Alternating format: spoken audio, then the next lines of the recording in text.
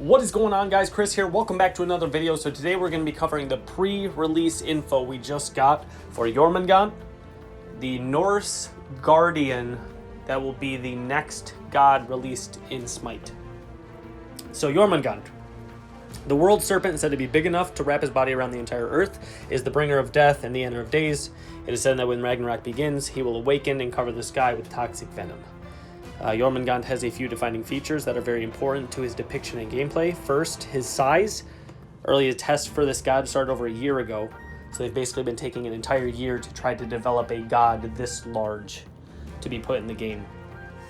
He will tower over all other gods. This is going to be sick. Jormungandr is the signal to the end of Ragnarok in Smite. So the Ragnarok story that they've been telling in Smite as they release gods, this is going to be the end of that story. The visual direction for this god was quite clear from the start. He is a giant serpent. We strongly wanted to execute on this body style and implemented specific tech and design to make sure that was the case. He will be shown as a head and torso above the ground. So basically, like if there was water, he'd be like the serpent portion you see above the ground. This is the pre-release artwork, so in the early stages of development, this is the artwork and direction style of how they wanted him to look. It looks sick. To be honest, that's the one thing I do genuinely enjoy about Smite all the time, is everything looks so cool. That's why when we start releasing content for hype, which I'm excited about, we're going to be having, highly edited gameplay. It's going to be sick. But either way, we're going to go into a bit more to Jormungandr. Jormungandr. The final Jormungandr met all of their goals. He is visually distinct and true to his lore. His scale would be the main challenge, finding the right size and shape for him to basically be in the game was very hard. They had to adjust it like 10 times.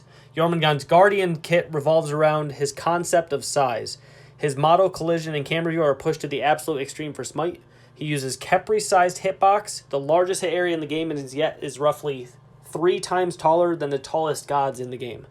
The concept of scale and world were echoed throughout the kit. This translated into heavy zone control kit. He has the ability to claim large areas of the battleground with his presence and his venom. After deploying toxic clouds, he can interact with them. His body itself is often used as a weapon. His zone control kit is complemented by ambush viper-style movement abilities.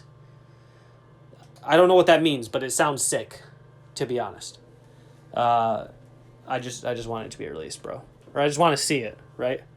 So he is designed as an aggressive guardian and will likely flex between solo, duo, and possibly even jungle. Let's see. He clearly deals magical damage through his poison, does more damage and less healing or protecting, and feels tanky. Jormungandr's unique playstyle features are immovability as a passive. Jormungandr cannot be knocked up, knocked back, grabbed, pulled, banished, vortexed, moved in the battleground by any way. Instead, you get weakened and slowed and take more damage. So you can't be CC'd at all. You can't be moved. I mean, you can be stunned, but you can't be moved. That makes sense with him being that large. Dude, that's like OP. I'm sure they'll fix it. A new type of basic attack, a persistent cone dragon breath based on a charge system. The longer the attack. Okay, so I guess it's kind of like Fafnir's dragon ability, kind of. An intense scale, tied for the largest hit area and the tallest camera by far. Jormungandr can see the battleground in a way unlike any other god. He does take up a lot of his own player's view, but the camera height and zoom are very different than any other god. The first stealth guardian, Jormungandr can submerge himself underground, sneaking up on unsuspecting enemies. So he can't be moved. He cannot be moved at all, and he has stealth. Okay.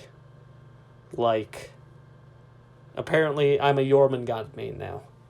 You can stealth. You can't be CC'd for the most part. I mean, there's some CC left in that kit. Slows and stuns. Anti-stealth. While submerged, Jormungandr can feel vibrations of enemy gods, revealing to him even if they are stealth or hiding behind walls.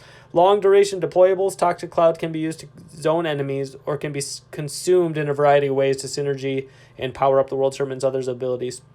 A semi-global ultimate ability where Jormungandr grows to his true size and bounds across the world. So he can go stealth. A semi-global ult. He can see people that are stealthed. He can't be CC'd for the most part. Deployables, zoning. Oh my god. Jormungandr has been the single most requested god. Alright, that's just the end of this slide. That's the end of this video, but this is going to be sick, dude. If you guys enjoyed this video, leave a like. If you're new to the channel, subscribe. Check out Smite Game. Check out Hype Unit. Check out the rest of what's going on in our world of Smite here, because it's going to be sick. I'll see you guys next video. Okay, bye.